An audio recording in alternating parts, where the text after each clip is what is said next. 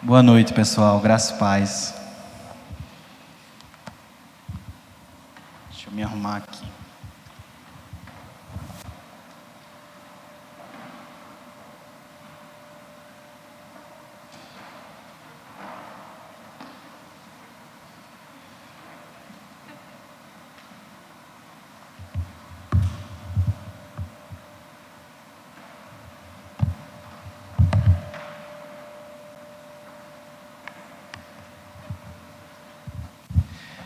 Bem, pessoal, o tema que nós vamos ver hoje é o que a Bíblia fala sobre remir o tempo.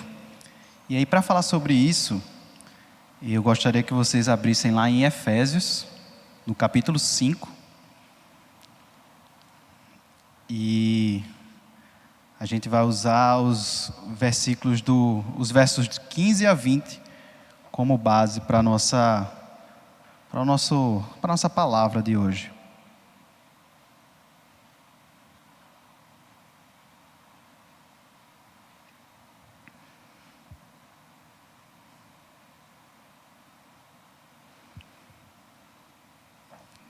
Diz assim a palavra do Senhor: Portanto, vede prudentemente como andais, não como nécios, e sim como sábios, remindo o tempo, porque os dias são maus. Por esta razão, não vos torneis insensatos, mas procurai compreender qual a vontade do Senhor. E não vos embriagueis com vinho, no qual há dissolução, mas enchei-vos do Espírito, falando entre vós com salmos, entoando e louvando de coração ao Senhor com hinos e cânticos espirituais, dando sempre graças por tudo a nosso Deus e Pai, em nome do nosso Senhor Jesus Cristo. Amém? Então, pessoal, eu acredito que um sentimento comum que vocês devem ter, que deve ser compartilhado, é que nós estamos geralmente perdendo tempo. De que o tempo é uma coisa que a gente sempre está, de alguma forma, perdendo ou não usando bem. E a quantidade de informações, e eventos que estão ao nosso redor no mundo de hoje, elas nos causam essa sensação de que, para a gente viver tudo o que a vida tem para nos proporcionar, a gente precisaria ter um dia com mais de 24 horas, para a gente poder viver tudo. E aí, como consequência desse sentimento de que estamos o tempo todo perdendo tempo, de que nós precisaríamos ter mais tempo para viver tudo o que a gente deveria viver, a gente termina sempre olhando para o tempo com o sentimento de que é algo que a gente precisa administrar bem, de que a gente precisa cuidar bem desse tempo. E aí, questões comuns sobre o tempo que a gente se faz é: como é que eu posso ser mais eficiente? Como é que eu posso alcançar mais em menos tempo? E ainda, como é que eu posso fazer tudo e ainda ter um tempo livre, para não fazer nada, para não ter nenhuma obrigação, por exemplo? Mas essas perguntas são perguntas que a gente precisa, na verdade, fazer à luz da palavra de Deus. A ideia do que eu trouxe aqui hoje não é a gente ver como é que a gente responde as perguntas que a gente acha que devem ser respondidas sobre o tempo, mas sim a gente ver o que é que a Bíblia fala sobre o tempo. E aí, para introduzir, eu acho que ao invés de estarmos com essas perguntas na mente, o que eu queria que vocês tivessem na mente era essa pergunta aqui: será que Deus, em sua palavra, Ele se importa com a forma como administramos o nosso tempo? Essa seria a primeira pergunta importante para a gente hoje. E se sim, será que essa visão comum que eu passei agora para vocês, que a gente tem sobre administrar o tempo, é a mesma visão bíblica? E aí eu queria justamente que a gente olhasse para esse texto para a gente poder chegar nessa discussão, tá? Para chegar na conclusão, na verdade, dessas perguntas. E aí, como a gente está lendo um trecho aqui da carta de Paulo aos Efésios, é interessante a gente entender qual é o contexto desse trecho, tá? E essa é uma carta bem interessante, porque ela é bem claramente dividida em duas partes. do capítulo 1 ao capítulo 3, Paulo está aí anunciando as gloriosas afirmações de fatos que fundamentam o cristianismo, que a gente chama que é a fase indicativa. Ele fica dizendo, olha o que Cristo fez por vocês, olha o que significa a obra de Cristo. Essa é a primeira parte do capítulo 1 ao 3. Né? Ele expõe as riquezas que são nossas em Cristo Jesus por meio de sua obra e redenção. Vão lá para o capítulo 2, por exemplo, para a gente ver os versos de 4 ao 7, que é um trecho bem conhecido por nós. Ele diz assim, capítulo 2, verso 4 ao 7. Mas Deus, sendo rico em misericórdia, por causa do grande amor com que nos amou, e estando nós mortos em nossos delitos, nos deu vida juntamente com Cristo. Pela graça sois salvos. E juntamente com Ele, nos ressuscitou e nos fez assentar nos lugares celestiais em Cristo Jesus, para mostrar nos séculos vindouros a suprema riqueza da sua graça em bondade para conosco, em Cristo Jesus. Então esse é só um trechinho, e Paulo repete isso de várias vezes e de várias formas, dizendo, olha o que Cristo fez e quão maravilhosa é essa obra. Mas aí depois que ele explica isso, nesses 3 capítulos, que também, nesses 3 primeiros capítulos, tem orações de Paulo aos Efésios, né? É meio que assim, ele mostra o que Cristo fez e ele ora para que as pessoas entendam, para que eles cresçam em sabedoria, para que aquilo ali habite no coração deles. E aí, depois que ele faz essa exposição, ele começa, a partir do capítulo 4, a trazer mandamentos que são concernentes a como devemos viver à luz dessa verdade. À luz do que Cristo fez, o que é que a gente agora deve fazer? Na verdade, ele está falando para os Efésios, né? O que é que vocês devem fazer e que para nós também é o mesmo significado. O que é que a gente deve fazer, dado isso, né? Essa fase é a que a gente chama dos imperativos. Então, Paulo indicou o que Cristo fez e agora ele está dizendo, façam isso. Então, é interessante que, a partir do capítulo 4, vocês vão ver várias coisas bem práticas, assim, de Paulo dizendo como é que deve ser a nova vida, que é uma vida que foi salva pela obra que Cristo realizou. E aí, nesse caso aqui, o nosso trecho, ele está numa parte em que Paulo, lá no verso 25 do capítulo 4, ele começou a fazer exortações à santidade. Então, o que a gente vai falar aqui, ela está num grande contexto de ser santo, certo? Então, a primeira coisa já é que remir o tempo tem a ver com ser santo, que isso está no contexto do que Paulo está falando isso.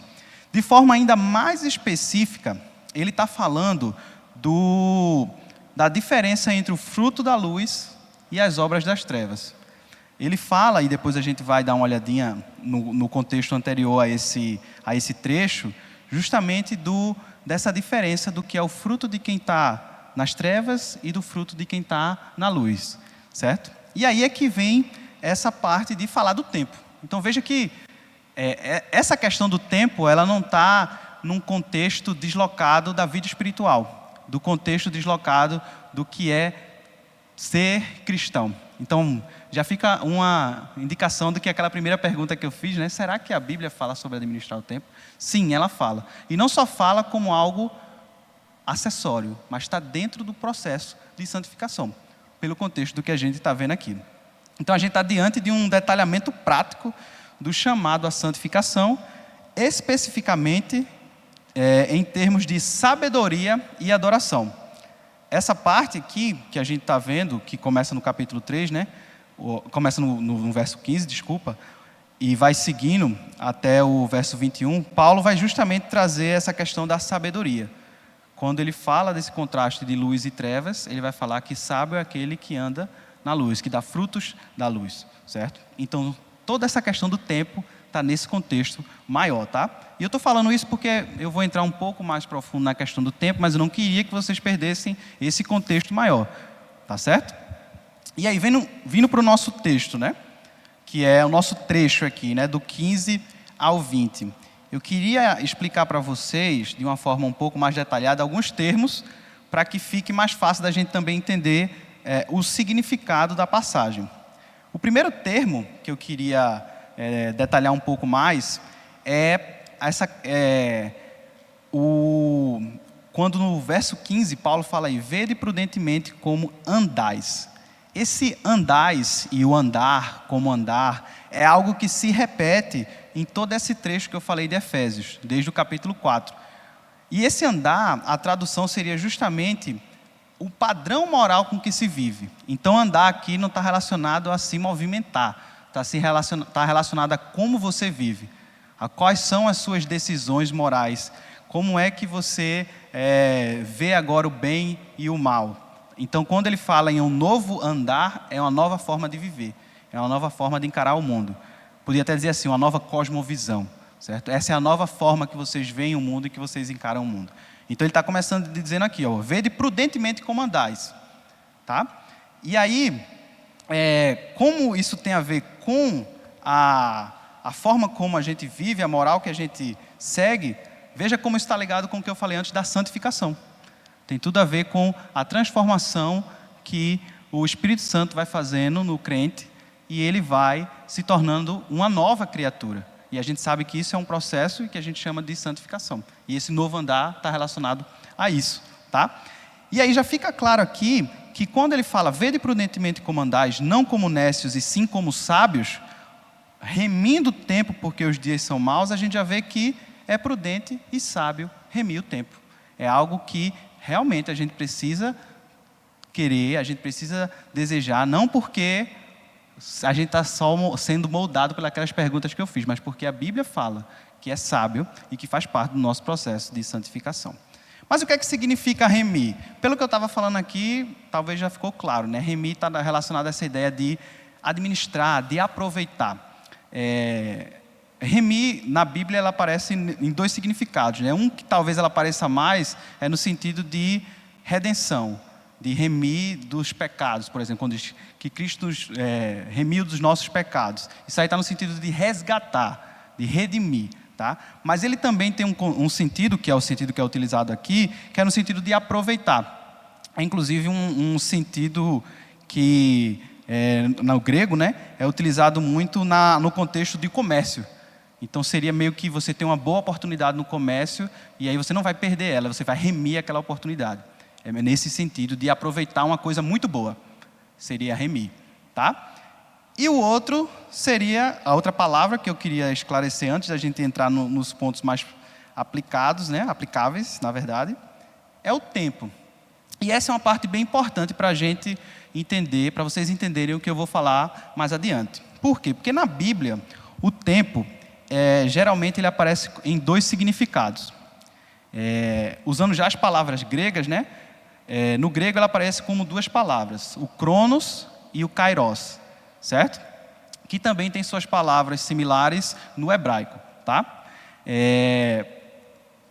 O tempo cronos é o tempo que está relacionado a intervalo de tempo, que é o que está relacionado, por exemplo, com cronômetro, cronograma. Então, quando existe esse tempo, quando aparece esse tempo com a palavra cronos na Bíblia, é um intervalo de tempo. Tá? Alguns exemplos onde isso é utilizado. Lá em Lucas 20, verso 9, diz assim: a seguir Jesus passou a contar ao povo esta parábola. Certo homem plantou uma vinha, arrendou-a para uns lavradores e ausentou-se do país por prazo considerável. Esse prazo considerável é cronos, tá? É o tempo cronos, é o intervalo de tempo. Outro exemplo, Atos 14, 28. E permaneceram muito tempo com os discípulos. Tempo, intervalo de tempo. Já o kairos, ele está relacionado com oportunidade. A gente poderia traduzir como oportunidade. Ele é o tempo que é marcado por Deus para designar as oportunidades dadas por Ele. Como eu disse, né, essas palavras elas têm o similar em hebraico. E a palavra que é similar a kairos em hebraico, ela é utilizada num trecho que deve ser muito conhecido de vocês, de Eclesiastes 3, tá? Tudo tem seu tempo determinado e há tempo para todo propósito debaixo do céu. Esse tempo aí, apesar de estar em hebraico, é a mesma palavra que em grego é traduzida como kairos, ou seja, é o tempo que Deus faz as coisas, é o momento que Deus faz as coisas. Não é quando começa um tempo e quando termina, mas quando uma coisa acontece, certo? Esse é o tempo kairos. Um outro exemplo no Novo Testamento, Atos 16, 26. De um só homem, isso é Paulo falando lá para os atenienses, né? De um só homem, Deus fez todas as nações para habitarem sobre a face da terra, havendo fixado os tempos previamente estabelecidos e os limites da sua habitação. Então aí é tempo, kairos, é a oportunidade, é o momento em que Deus realiza as coisas, tá? E aí por que isso é importante? Porque nesse nosso contexto aqui, o tempo que ele usa, a palavra que ele usa é kairos. Então, remir aqui o tempo é remir o kairos, é aproveitar as oportunidades que Deus dá. Não é remir o cronos, certo? Eu tive que explicar tudo isso a vocês, porque aqui a gente está usando a Almeida Revista Atualizada. Quem tem a NVI aí, ou se a gente estivesse usando a NVI, eu não ia estar precisando explicar nada disso, porque ela já traduz desse jeito. Então veja como a NVI, quem tiver a NVI pode verificar aí, ela traduz esse trecho do verso 15 ao 16. Tenham cuidado com a maneira como vocês vivem, ou seja, já interpretou a questão do andar. Que não sejam como insensatos, mas como sábios, aproveitando ao máximo cada oportunidade, porque os dias são maus. Então, essa é a tradução da NVI. Essa palavra, Paulo também usa na carta aos Colossenses. No capítulo 4, no verso 5, na tradução da NVI, tem assim, ó: sejam sábios no procedimento para com os de fora. Aproveitem ao máximo todas as oportunidades. Se vocês forem ver na Almeida Revista Atualizada, vai ter lá, remindo o tempo, certo? Então, remindo o tempo, uma tradução que fica fácil da gente entender é essa: aproveitem as oportunidades. Não qualquer oportunidade, as oportunidades dadas por Deus, criadas por Deus, porque esse é o tempo kairos. Certo? E aí, pessoal, dado esse contexto e essa explicação do que significa remir o tempo, eu trouxe aqui alguns pontos para a gente ver o que é que realmente significa, então, o que é que a Bíblia está dizendo aí sobre remir o tempo. O primeiro ponto que eu trouxe é o seguinte: a Bíblia ela não diz que remir o tempo é determinar as oportunidades, nem fazer muito em pouco tempo, certo? Como a gente viu aqui, o tempo é o kairos, não é o cronos. Então, remir o tempo não é vamos fazer logo, vamos diminuir o nosso intervalo de tempo. Não vamos fazer as coisas no menor intervalo de tempo possível. Isso seria cronos. A gente está falando do kairos. Então, vamos aproveitar ao máximo as oportunidades. E por que é importante? Por que eu quis destacar esse ponto? Porque o nosso pecado ele nos leva a querer determinar quando cada coisa irá acontecer e por quanto tempo ela deve durar. A gente vive numa sociedade que é a sociedade do desempenho, que é justamente a sociedade que valoriza e privilegia que as coisas sejam feitas, que sejam feitas mais coisas em menos tempo. Por isso que talvez a gente se faça tanto aquela pergunta que eu falei lá no início: como é que eu faço mais em menos tempo? Porque é isso que a gente ouve que é bom, que é agradável, que é puro pela sociedade. E porque você vai se dar bem e porque isso conta pontos na sociedade. Você fazer mais em menos tempo. Tá? E não só essa sociedade, ela nos leva a ter essa velocidade na execução das coisas, mas também em determinar quando as coisas vão acontecer. Não sei se vocês pensam assim, mas conversando com muitas pessoas, analisando muitas pessoas, assim, o que elas veem do futuro, você meio que vê uma certa forma, assim, que a pessoa olha como deve ser uma vida. Aí eu coloquei aqui uma opinião minha, um exemplo, tá? Mas talvez vocês se identifiquem ou já perceberam isso. Por exemplo, aos 18 anos você tem que entrar na faculdade, tem que estar na faculdade. Aos 22 você tem que ter um emprego, tem que ter terminado a faculdade, ou então estar na faculdade tem que ter um emprego. Aos 30 você tem que ter estabilidade financeira, um cônjuge e filhos. Aos 40 ser bem sucedido no trabalho e ser próspero financeiramente, enfim. Então a sociedade ela vai moldando, ó. Se você está nessa idade e não teve isso, você está atrasado. Você não era para estar isso. Você vai perder o seu tempo. Você está perdendo tempo. Você tomou uma escolha e agora você vai ter que voltar e fazer novamente. Você está perdendo tempo. Certo? Por quê? Porque existe essa forma do tempo de querer determinar quando cada coisa vai acontecer e quanto tempo ela tem que durar. Certo? E não é isso que a Bíblia fala quando ela fala sobre remir o tempo. Tá certo? Isso é justamente o entendimento errado do remil cronos e não kairos. Tá, mas aí isso significa que a gente então não deve ter nenhum planejamento e nem cumprir os nossos prazos, já que a gente não precisa fazer mais em menos tempo. Essa não é a ideia. A ideia é que a gente precisa sim planejar, a gente precisa cumprir os nossos prazos, mas a nossa consciência tem que ser de que ser produtivo, olhando para a perspectiva bíblica, não é fazer muito, mas fazer o certo, tá? Isso é uma ideia que existe até... não é só uma ideia que a gente vê como algo que as pessoas do mundo, vamos dizer assim, não reconheçam, tá?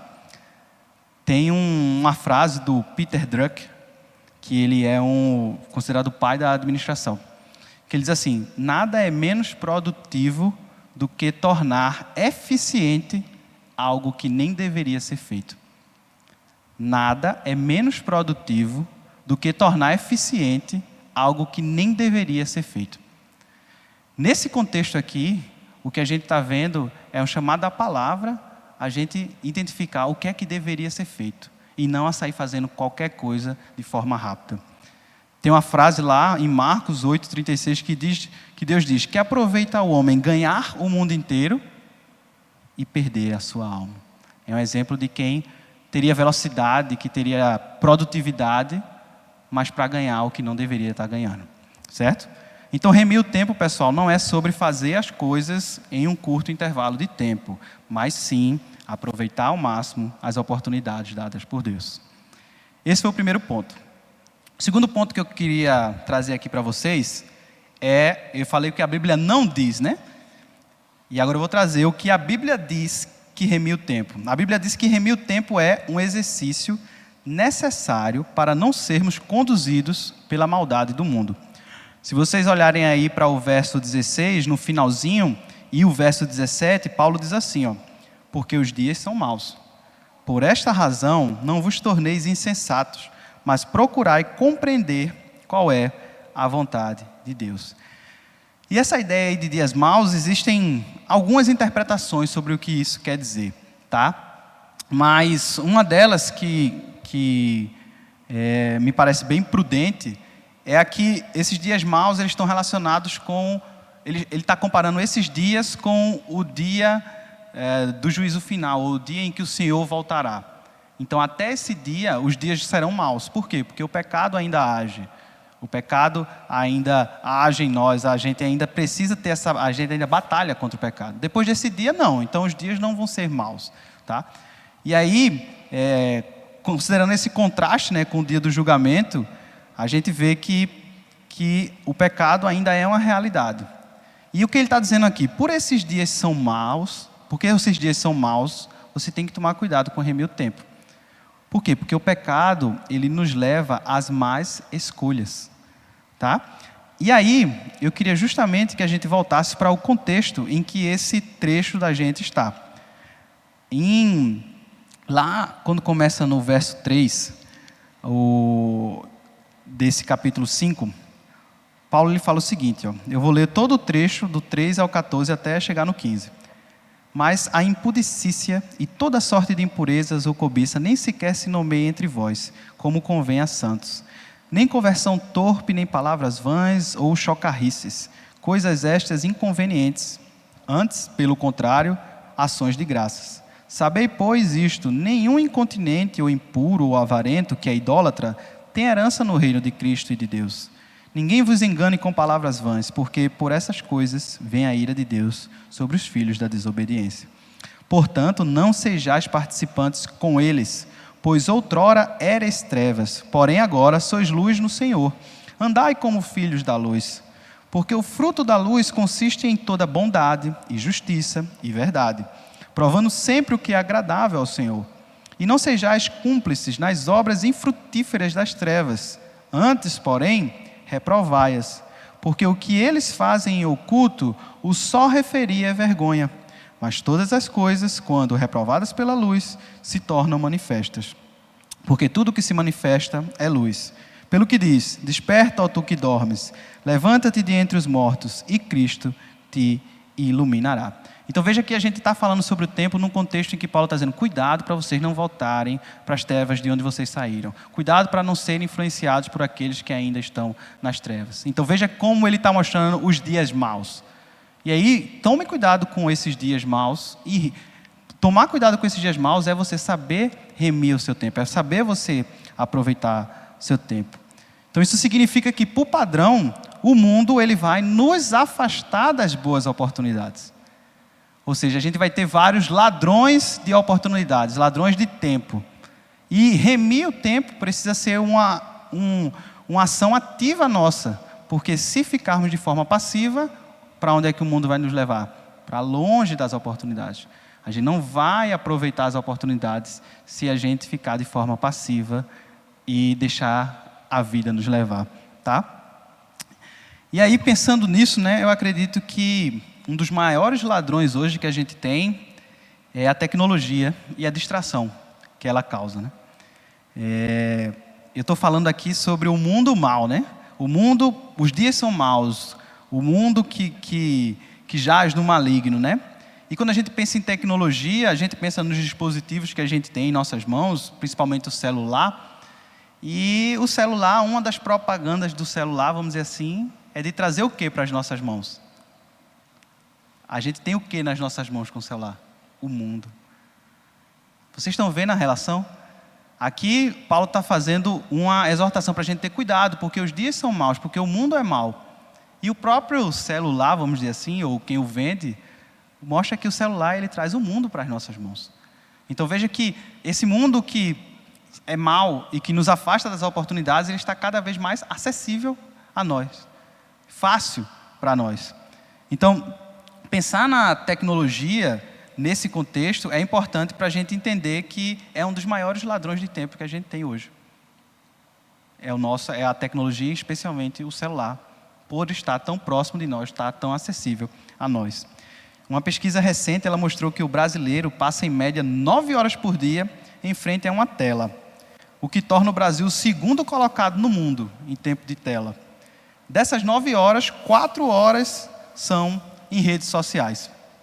E aí eu lembrei de uma frase que o John Piper disse uma vez, que diz assim: uma das maiores utilidades do Twitter e do Facebook será provar no último dia que a falta de oração não era por falta de tempo.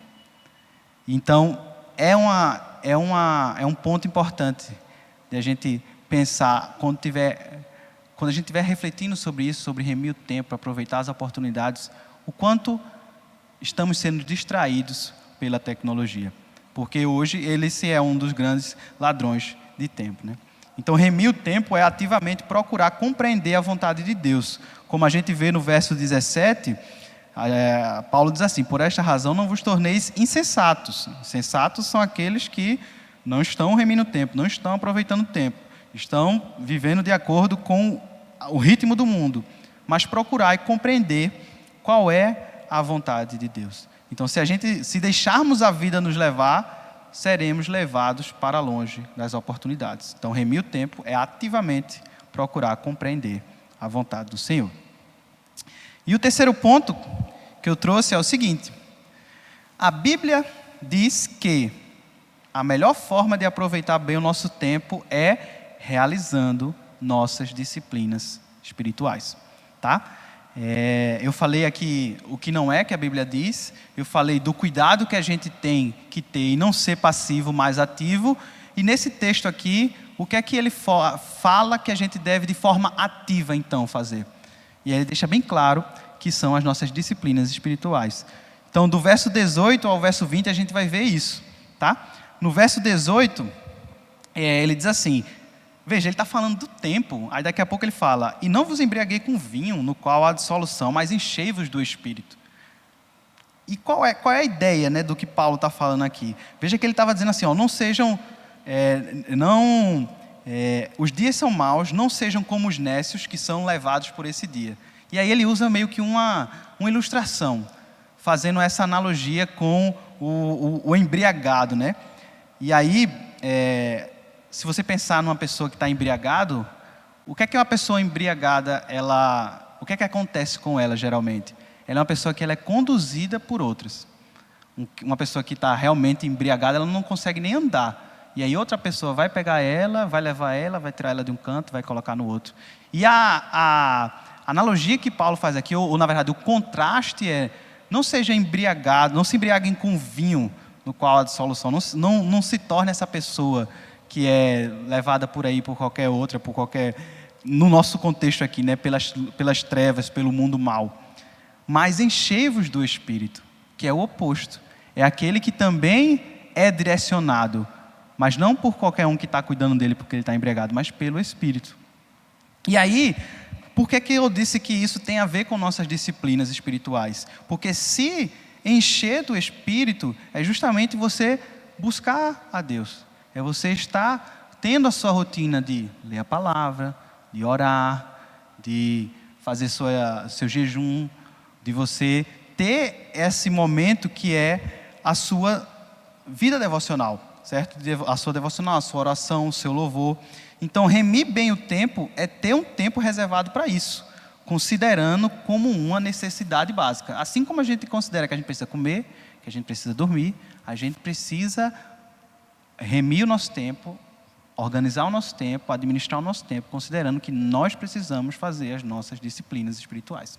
Disciplinas individuais são aquelas que nós fazemos no nosso momento individual, nossa oração individual, nosso louvor individual, nossa leitura individual, mas também as disciplinas comunitárias, que são os momentos em que a gente está reunido com o povo de Deus, para ouvir a palavra, para orar um pelo outro, para louvar a Deus juntos, certo? E isso também fica claro aqui, ó, quando ele termina de falar do verso 18, no verso 19, veja que o verso 18 a gente pode, apesar de ele estar falando embriaguez e tal, falando no plural, né, a gente pode considerar que é uma orientação que a pessoa pode, é uma orientação pessoal. Mas no verso 19, aí ele estende isso para um grupo de pessoas, ó, falando entre vós, com salmos e entoando e louvando de coração ao Senhor, com hinos e cânticos espirituais. Então, além da disciplina individual, remir bem o tempo é participar das disciplinas comunitárias. E aí aqui eu queria trazer justamente fazer um parêntese aqui, né, para a gente pensar sobre o dia do Senhor. O dia do Senhor, que foi determinado lá como mandamento lá em Êxodo, e aí eu queria que vocês abrissem lá em Êxodo 20, do 8 ao 11.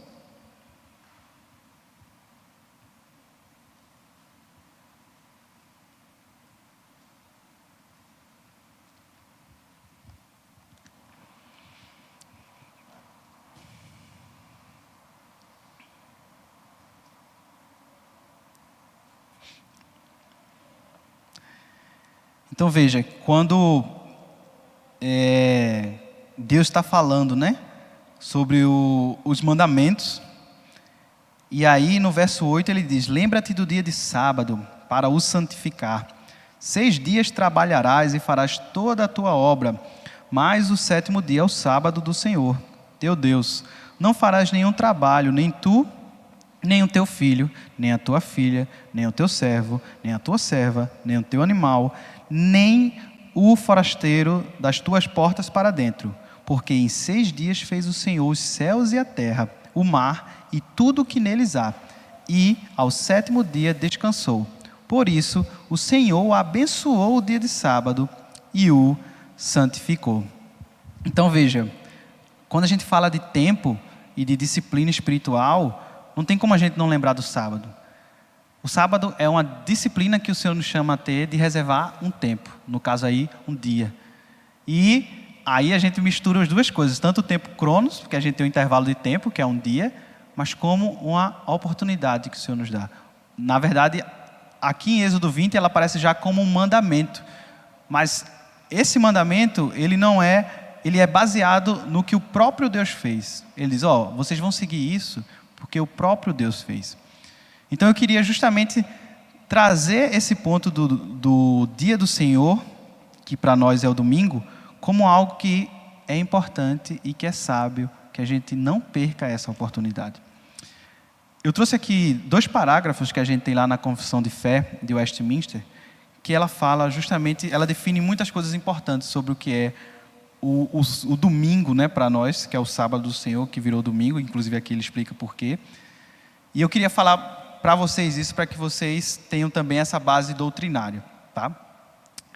No capítulo 21, eu vou falar os parágrafos 7 e 8. No parágrafo 7 diz assim: como é lei da natureza que, em geral, uma devida proporção do tempo seja destinada ao culto de Deus, assim também em sua palavra, por um preceito positivo, moral e perpétuo, preceito que obriga todos os homens em todos os séculos, Deus designou particularmente um dia em 7 para ser um sábado, descanso, santificado por Ele. Desde o princípio do mundo até a ressurreição de Cristo, esse dia foi o último da semana.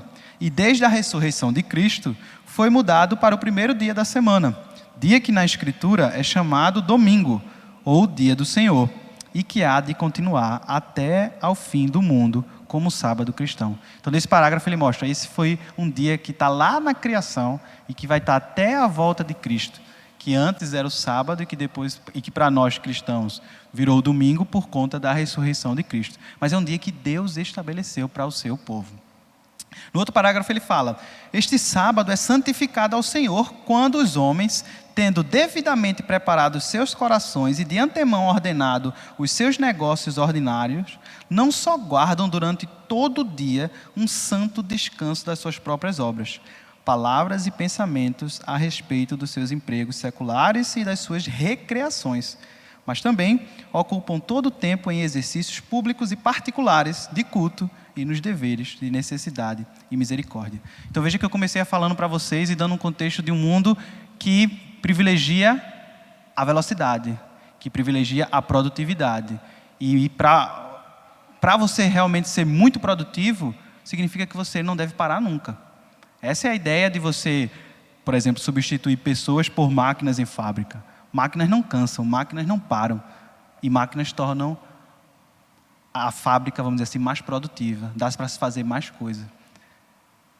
O problema é que essa lógica, ela vem contra nós. E muitas vezes um trabalho que não é feito por uma máquina é se cobrado de um ser humano como se é cobrado de uma máquina. E o Senhor, desde a criação, Ele já disse: vocês não vão trabalhar o tempo todo. Vocês vão descansar. E essa é a importância de ter o sábado, nosso domingo, de privilegiar esse dia. Isso é remir o tempo, isso é não aproveitar, isso é aproveitar bem a oportunidade que o Senhor dá. Então, em um mundo que vive correndo, o sábado ele é um freio necessário para a nossa alma. E faz parte da nossa... É sábio a gente remir esse tempo. Só mais um ponto com relação ao sábado, né? Muitas vezes o sábado é visto como algo... Ele é um mandamento que a gente tem aqui em Êxodo, mas muitas vezes, por ser um mandamento, pode ser visto simplesmente como uma regra a ser seguida. E que não tem muito fundamento, vamos dizer assim. Mas como Deus mandou, a gente tem que seguir. Mas não só para o sábado, mas para todos os mandamentos do Senhor. Todos eles, Deus fez para o nosso bem. E com o sábado não é diferente. Não é simplesmente uma regra que a gente tem que seguir porque não tem nenhum cabimento. Mas o Senhor fez esse dia para o nosso bem, para que a gente descansasse. E aí tem uma oração judaica que ela resume muito bem esse benefício do sábado. O sábado, de não olhar para o sábado somente como uma regra a se seguir. Ela é uma regra a se seguir, mas ela traz um benefício enorme para a gente. A oração diz assim: um dia de descanso e de santidade, um descanso no amor e generosidade, um verdadeiro e genuíno descanso, um descanso que produz paz e serenidade, tranquilidade e segurança, um descanso perfeito com o qual tu te agradas. Então veja que é uma alegria ter o sábado aqui nessa oração. E, enfim, daria para falar o que é que a Bíblia fala sobre o sábado. Daria para falar muitas coisas. Mas o meu ponto aqui é um dia determinado pelo Senhor para o nosso bem. É um tempo que devemos sempre aproveitar. E, por fim, um último ponto, além das nossas disciplinas individual, nossa disciplina comunitária, considerando o dia do Senhor, também atos de misericórdia, né? E aí eu vou usar novamente aquele texto de Colossenses, né? Que é o outro momento em que Paulo fala de remir o tempo. Lá ele fala: sejam sábios no procedimento para com os de fora. Aproveitem ao máximo todas as oportunidades. Então a Bíblia diz que remir o tempo é você não perder essas oportunidades, principalmente com os de fora, aqui em Colossenses 4, 5, de ter atos de amor e misericórdia. O que é que seria isso, traduzindo? Não percam a oportunidade de evangelizar, de servir, de testemunhar. Isso é saber remir bem o tempo. Então, muitas vezes, estamos tão focados em fazer rápido nossas demandas que esquecemos das pessoas. Muitas vezes descrentes que estão ao nosso redor. Isso pode acontecer muito quando a gente está no contexto da faculdade, no contexto do trabalho, onde nós temos as nossas demandas, nós somos cobrados por isso, nós temos prazos para fazer. Mas ter uma consciência do que é remir bem o tempo, é ter uma consciência de que fazer aquela demanda rápido não é a coisa mais importante, mas aproveitar as oportunidades ali. E aí, pessoal, foi basicamente isso que eu quis trazer aqui para vocês, considerando esse texto. Não sei se vocês estavam esperando eu abrir aqui um cronograma. Vamos lá, pessoal. 6 horas da manhã, vamos fazer isso. Espero que vocês tenham entendido que remir o tempo tem muito mais a ver com as oportunidades que o Senhor dá e não com a velocidade ou a produtividade que a gente tem em fazer as coisas. Então, a conclusão, né? A Bíblia fala que administrar o tempo é sábio e prudente e está contido na vida com Cristo. A Bíblia, ela fala que remir o tempo não é sobre fazer as coisas em curto intervalo de tempo, mas sim aproveitar ao máximo as oportunidades dadas por Deus. Ela fala que isso não acontece se não buscarmos de forma ativa as oportunidades, pois o mundo irá nos afastar delas. E por fim, a Bíblia fala que a melhor forma de aumentar nossas oportunidades, aproveitar as oportunidades dadas por Deus, é nos enchermos do Espírito Santo. O que só acontece quando não perdemos nenhuma oportunidade de ter o nosso momento devocional, individual e coletivo, e não perdemos nenhuma oportunidade de fazer as obras de amor e de misericórdia, evangelizar e servir. E aí eu queria terminar aqui, fazendo vocês olharem para dentro de vocês, certo? Fazendo algumas perguntas. Primeira, você sabe onde está gastando o seu tempo cronos? E é aí que eu estou falando de cronos hoje. Você tem uma agenda. Veja que é importante remir as oportunidades. Mas se o tempo é algo importante, você precisa saber para onde o seu tempo está indo. É interessante você olhar para o seu dia ou para o seu dia que passou e ver o que é que você fez. Aonde foi que eu investi o meu tempo? Quais foram as oportunidades que eu me dediquei?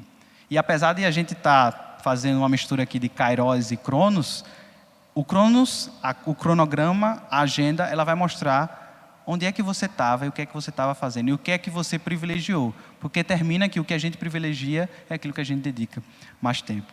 Então, se faz parte da sua santificação, remir bem o tempo, você precisa avaliar como é que está sendo o seu tempo. Outra pergunta. Seu momento devocional individual e diário é uma prioridade na organização do seu dia? Veja que se você tiver uma aula, se você tiver uma entrevista de emprego, se você tiver uma consulta ao médico, você termina mudando toda a sua agenda para que aquilo ali aconteça naquele dia, naquele momento. É assim com a sua devocional individual? Ela é algo que você define, e aqui eu não estou querendo dizer quando se é bom de manhã, de tarde, de noite, mas ela é algo que você define que vai acontecer todo dia e que as outras coisas são moldadas por ela?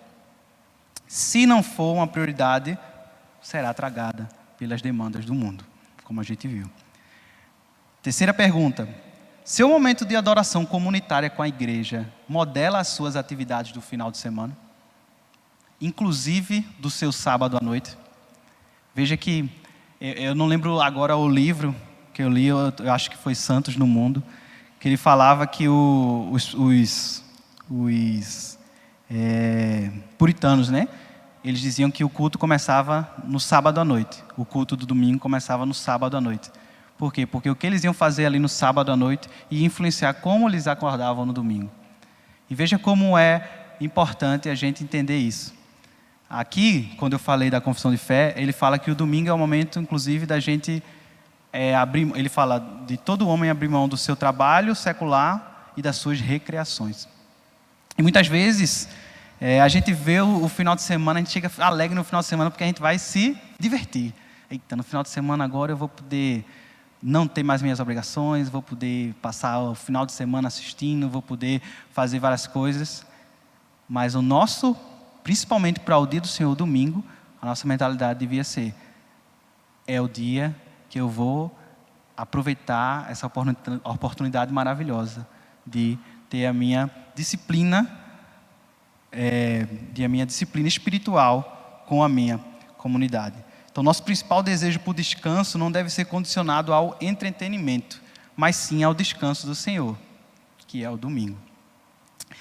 E aí a última: como você tem visto o seu tempo na faculdade, no trabalho ou outro lugar comunitário fora da igreja? Quais são as oportunidades de evangelização e serviço que existem lá?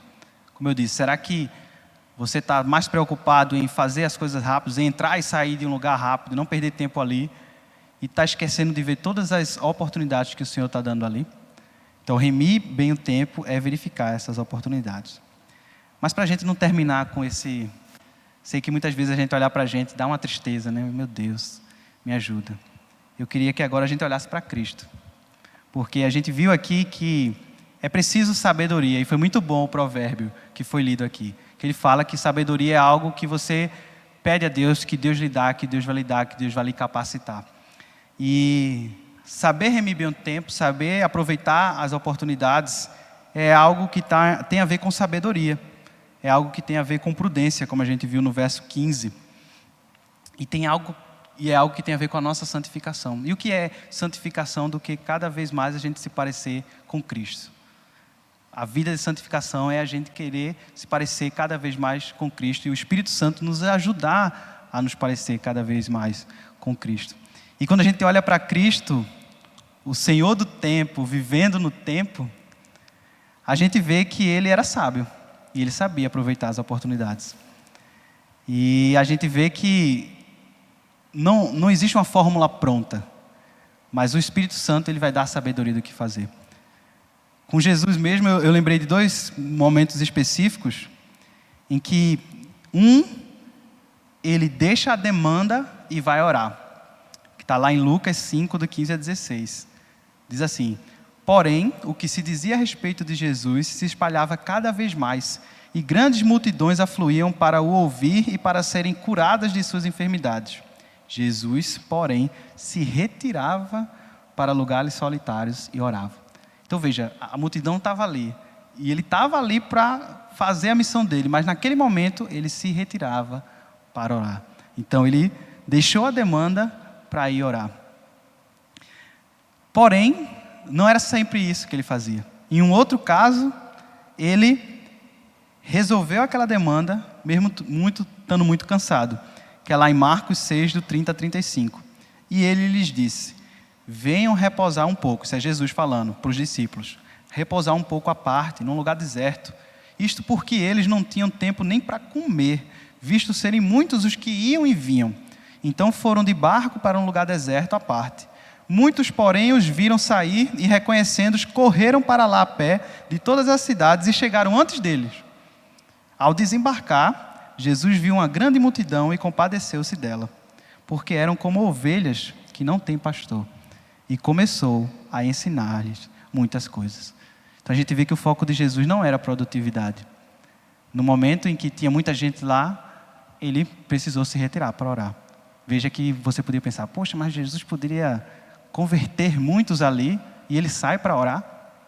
E nesse momento em que ele deixa de descansar para falar com aquelas pessoas, não é porque tinha um grande número de pessoas, mas porque, como diz aqui, ele viu que aquela grande multidão e compadeceu-se dela, porque eram ovelhas que não têm pastor. Então Jesus tinha essa sabedoria de reconhecer a oportunidade que o Pai dava a ele, seja de se retirar e orar, seja de ficar e de falar para as pessoas. Então, eu queria terminar com essa palavra justamente porque é algo que a gente deve estar sempre olhando para Cristo. A gente deve sempre estar reconhecendo que, ao olhar para nós, temos muitas coisas a melhorar. Talvez nossa agenda ela não está da forma que deveria estar para a gente aproveitar as oportunidades. Talvez a gente nem pensava nisso. Talvez a gente não estava nem se preocupando com as oportunidades e com o nosso tempo, à luz do que a Bíblia fala. Mas, se a gente, como disse o provérbio, como diz lá em Tiago, se a gente quiser ter essa sabedoria para viver uma vida santa, para caminhar nesse caminho de santificação, o Senhor nos ajuda. Como diz lá em Tiago, se porém algum de vocês necessita de sabedoria, peça a Deus, que a todos dá com generosidade e sem reprovações, e ela lhe será concedida. Que Deus nos dê sabedoria para a gente aproveitar as oportunidades que Ele nos dá e remir bem o tempo que Ele nos dá aqui na terra. Amém? Vamos orar? Amado Deus, meu Pai, muito obrigado por esse tempo que o Senhor nos deu aqui. Tempo abençoado de poder ler a Tua Palavra, de poder ouvir, ó Pai, o que a Tua Palavra tem para nos dizer, de poder nos dar entendimento do que a Bíblia fala sobre remir o tempo. Minha oração, ó Pai, nesse momento é que o Senhor nos ajude, nos dando a sabedoria que só o Senhor pode nos dar, para que possamos, ó Pai, reconhecer as oportunidades que o Senhor nos dá, as oportunidades de vivermos, ó Pai, para a Tua honra e para a Tua glória. As oportunidades, ó Pai, de vivermos e darmos os frutos da luz e não das trevas, Senhor Deus. Oportunidade, ó Pai, de evangelizarmos, de servirmos, de Te adorar, de Te louvar, de lermos a Tua Palavra. Que não percamos, ó Pai, nenhuma dessas oportunidades. Sabemos que o mundo nos afasta disso, nossa carne nos afasta disso, Senhor Deus. Mas sabemos que temos, ó Pai, o Teu Santo Espírito e que Ele nos aproxima de Cristo, que foi sábio, que soube usar o seu tempo. E confiante nisso, Pai, eu coloco a minha vida e a vida dos meus irmãos diante de Ti. Nos dá a sabedoria para que possamos remir bem o nosso tempo e possamos ser uma bênção, ó Senhor Deus, aonde o Senhor nos colocou. Em nome do Teu Filho amado Jesus. Amém.